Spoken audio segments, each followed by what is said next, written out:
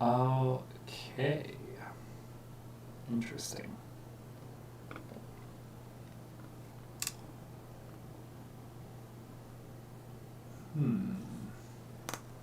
Let's see if this works. Do.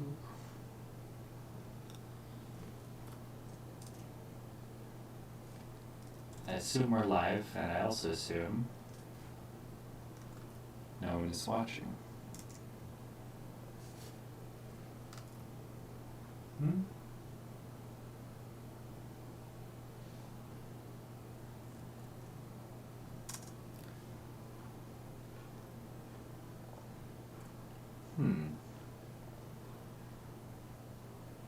Eh?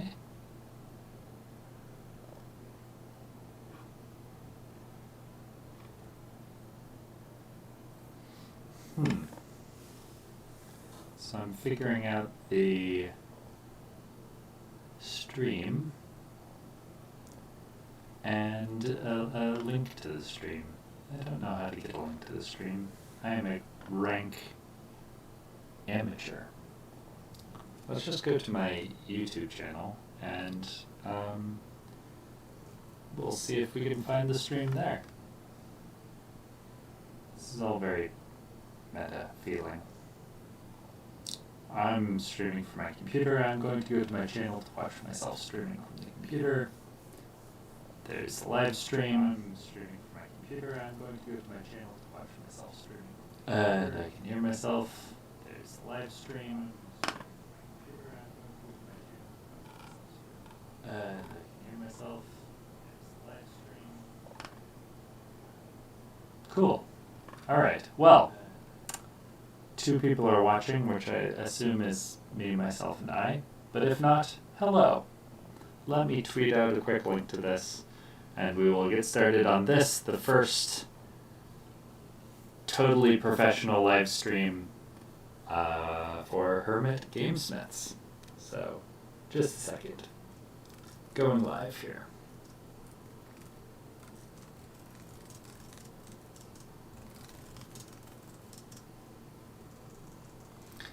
Setting up and learning how to stream. Because, as mentioned before, I'm a complete amateur.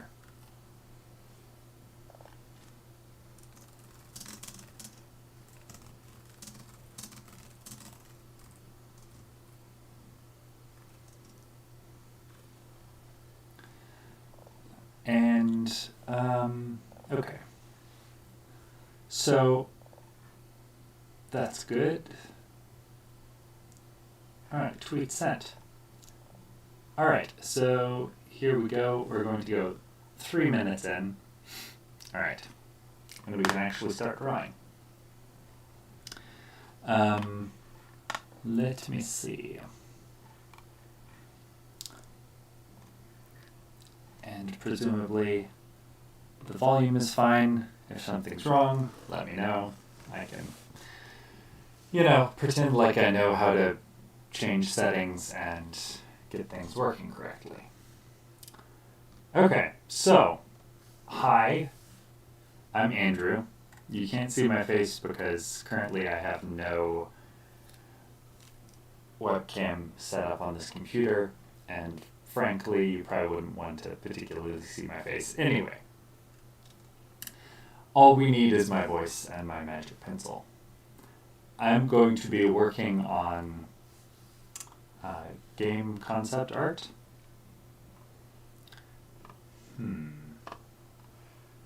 Something is weird with that framing. Let me double check this here. Just to make sure that you can see the whole shebang like I can. Because it looks different in my little YouTube studio here. Looks different and not okay. No, that looks fine. It looks different. Okay.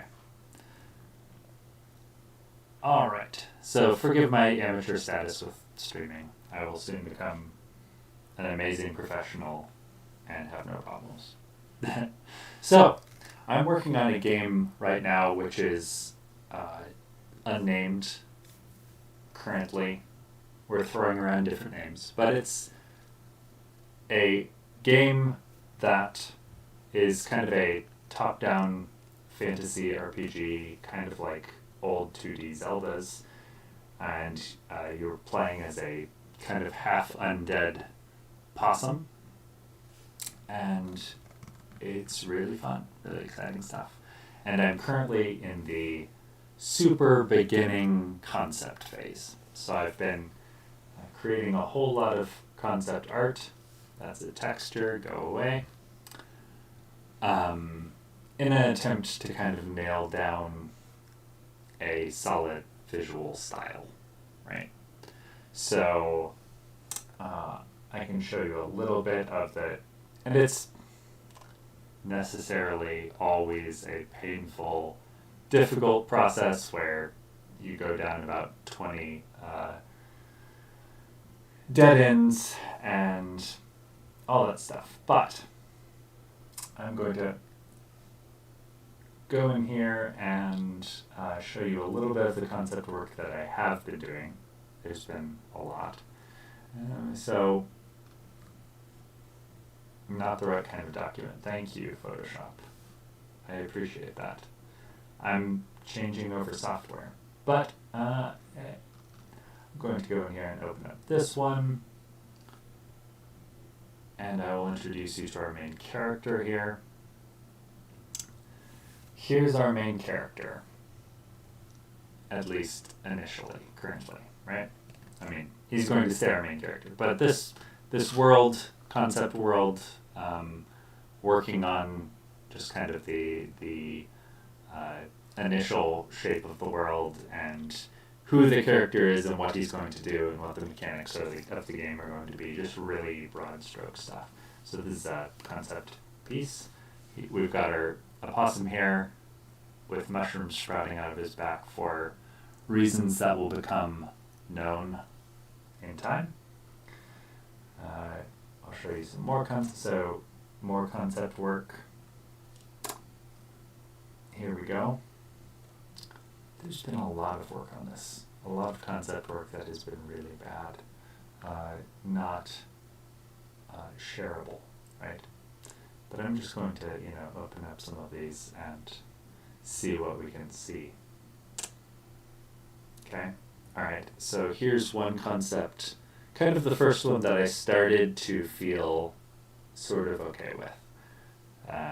So we've got kind of like underground kind of hobbit hole type things, and foliage, and I was trying to do a whole lot of like lush detailing and stuff like that. So I took that and I continued on, and then I kind of really stripped it back to kind of painting. There's a big horrible black line because this is the wrong document. That's okay. Painting less kind of cartoony lines type stuff. A whole lot more sun. This is super, super yellow. And then recently I've been kind of working on this woodcut or like linocut look, which I'm really digging. So I'm going to be working on that a little bit today. Now, I am a family man. I have a young child at home, and I have a 4-year-old who enjoys waking up early. So these streams are going to be kind of short. They're going to start whenever my youngest goes to bed at night. They're going to go until about 11-ish. I'm just going to try to show you a few kind of art techniques while I'm creating game art. And you get to watch me do some of my work. Yeah. If you have any questions, let me know. If you have something that you like in particular that you like explained, I can do my best to do that. And otherwise, just draw, hang out, learn a few things, be inspired to draw some stuff, go draw your own stuff. Fun times. So the first thing that I wanted to work on with this particular concept is one thing that I'm going to struggle with this art style is obviously getting things to not be flat. So the problem with having kind of a really dark base layer like this is everything kind of flattens out because you don't have as much contrast. You kind of have like, well, if I turn off the color, you have black and white. That looks awesome, actually. I kind of like that. But you've got black and white. It's either no value or all the value. And so it becomes a whole lot harder to have kind of contrasting. So if we look at this other concept, if I crank up the opacity of it again, there's not an enormous amount of contrast here in this one. And it's not showing up because my opacity is down to 0. Photoshop, come on. Not tons of contrast here.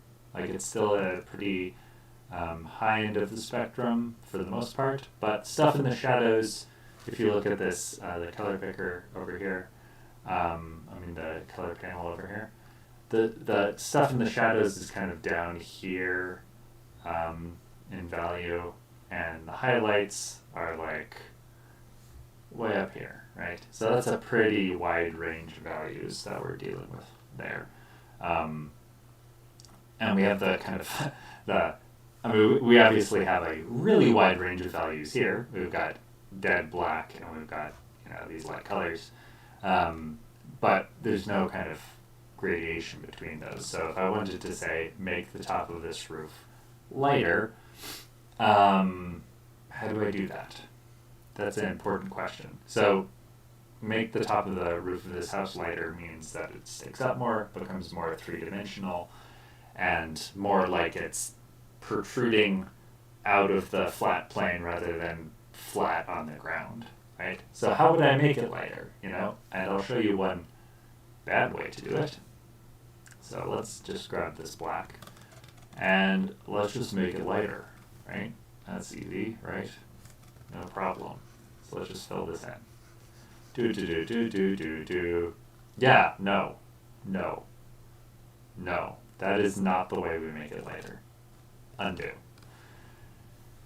So I'm going to go over to my layer mask here, and I'm going to basically experiment. I have an idea for how I can add some more contrast here, but it's typically a good idea to duplicate and work on a copy. And so I'm going to do that. So duplicate that, and I'm going to grab my Linocut brush. Creating Photoshop brushes is so much fun. If sometime I'll have to show a little bit about how to do that. So what I'm thinking is, so if I want this roof to be lighter, if I want to increase the contrast of this, the top of this house so it protrudes out of the ground rather than kind of being flat. One way that I can make things a lot brighter is to just have more detail crammed in there, right? So, so that there's just less black, right? So I'm going to start by just cramming a whole lot more grass in there, right? Little plants, and I think probably because plants I make up out of my own head tend to be kind of obvious and look all the same. I'm going to, and you'll hear this a lot from me, I'm going to look up a quick reference, because reference is a good 50% of drawing well. I'm just going to look at the grass texture. With hopefully not just grass, but all of the plants and clover and dead strands and everything that makes up real grass, not American turf lawn grass, right? So, you can't see this. I'm on Unsplash, which Unsplash is totally free to do whatever you want photos, which is great because be sure if you use something, rely on something heavily, that you get it from a source that's not going to get you in trouble. So we got some clover, we got some kind of longer seedy grass and dead grass. That looks, that looks good enough. Good enough. So I'm just going to put that on my other screen. And I'm going to just look back and forth from that image just to steal details. Because I have a good imagination, right? Like, people who enjoy making art, they usually flatter themselves that they have a pretty decent imagination, right? And yet, it is not as varied and not as amazing as just unvarnished reality. You will always pick up more details and be more specific and more beautiful, just taking life for reference. So, what's going on here, though? Yeah. So, reference as much as you possibly can. It's a very, very good piece of advice. And use PureRef. PureRef is a free or donation-ware piece of software, which is quite great for collecting. Now, I'll also show you, so first of all, we're just staying at the screen color because actually I'm not painting any color right now. I'm just carving away at the black, right? So we're going to put in some more variability like dead grass and darker greens and stuff here in a little bit. But right now we're just dealing with textures. So lots of texture.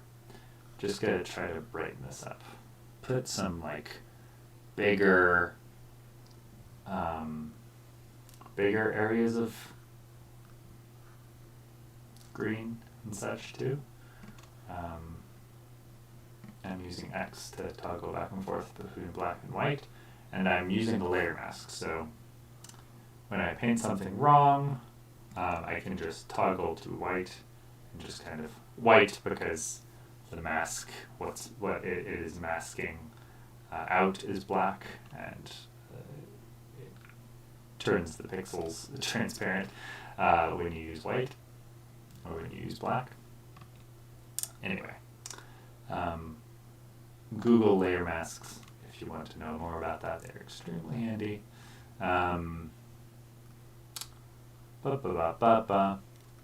But this is also going to get some more interesting kind of varied details in here, and then I'm going to cheat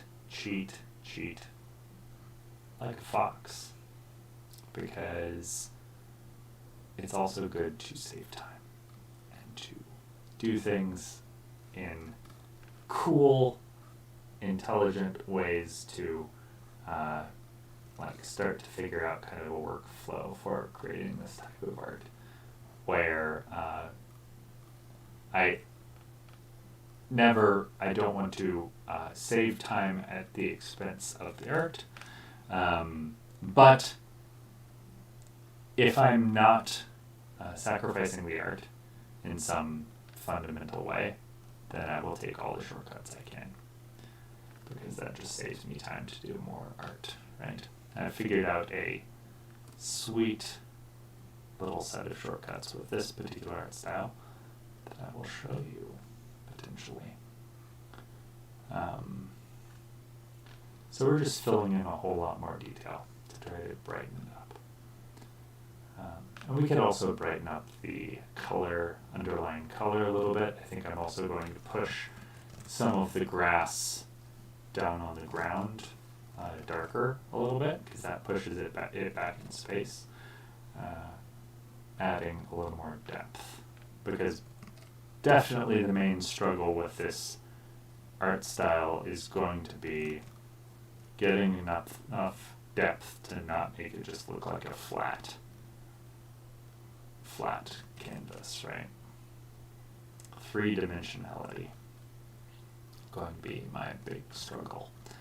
Get a little bit of clover going in here.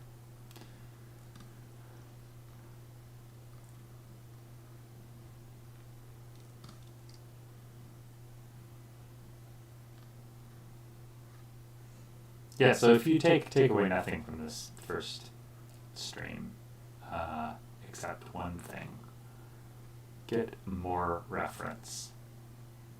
Get more reference than you think you need. Get more reference than you think is reasonable, because working from reference will significantly improve the work you do. Don't fool yourself into thinking that people who draw well do so completely from their imaginations. No, they just collect. They work hard and they're talented, but they also collect way more reference than the amateur. So do it. It is totally not cheating.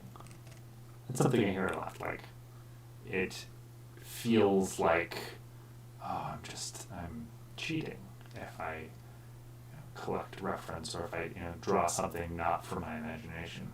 And I'll tell you, I had a art professor who was in her 70s, and she'd been drawing, painting stuff for 50 odd years, right? And even forms that she was really, subjects that she was really used to, she would still go collect reference, right? Because you're just not going to be able to make something up out of your head. Like, you can get really familiar with a subject and be able to do better than most people, right? Or be able to, certainly you have to imagine and adapt on the fly. Being able to think about things like light and form, depth, and certainly helps you make better art, right? Because there are certain things that you have to make up or that you have to improve upon, so you're not just tied to your reference, right? So that if your reference looks one way but you want it to be changed or be a different lighting or whatever, that's where kind of artistic skill definitely comes in and your imagination comes in. But we're just not complex enough, I would say. We don't have a complex enough idea of the insane amount of detail that life has to be able to just imagine it all completely out of our heads. We just don't do as good a job as solid reference collection. So, okay, so this is some good detail on the top here. And you can already see how it's coming up in three-dimensional space a little more. I'm going to accentuate that a little bit by just going to grab my burn tool, and we're just going to push some of the greens in the ground darker just a bit. Yeah.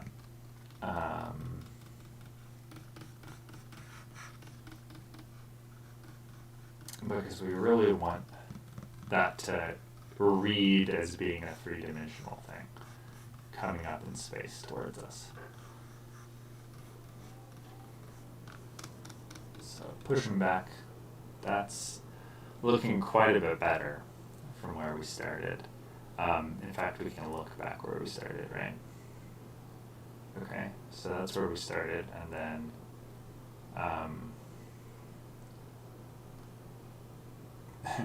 that's the new. Yeah, so I think that's improved a lot to my eye. And I'll show you a quick cheat, by the way. I started bringing up cheats.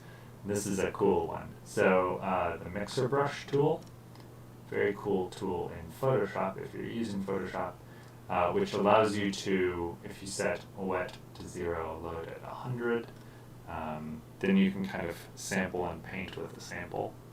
So if we wanted to use some of this texture elsewhere, we could hold down Alt, sample that area, and then you can kind of like, except I'm on the wrong layer. I'll pull up the old layer, which I'm going to delete anyway, just to show you here.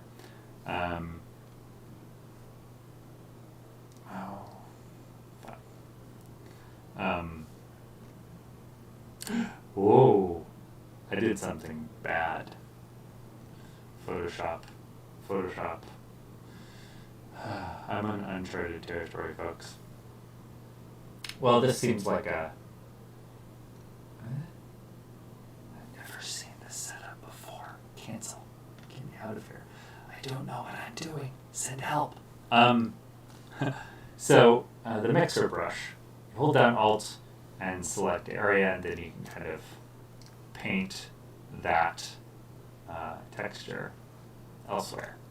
How is this helpful? Okay, so if we grab some, if we say we wanted to fill in some more grass over here, right? We can hold Alt, grab a little bit of grass, and just kind of stamp it down. Okay, now that looks, rough and terrible, right? Awful. What is he doing? Well, this is the first step. Okay, so you get some rough mixer brush grass in there.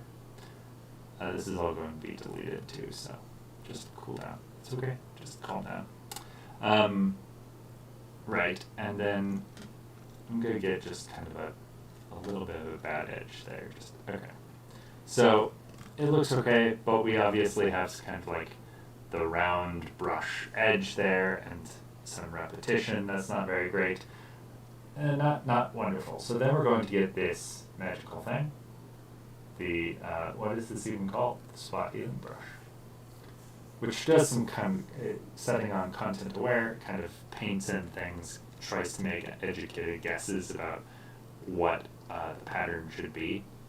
So you paint the stuff that you don't like, and Photoshop will think about it and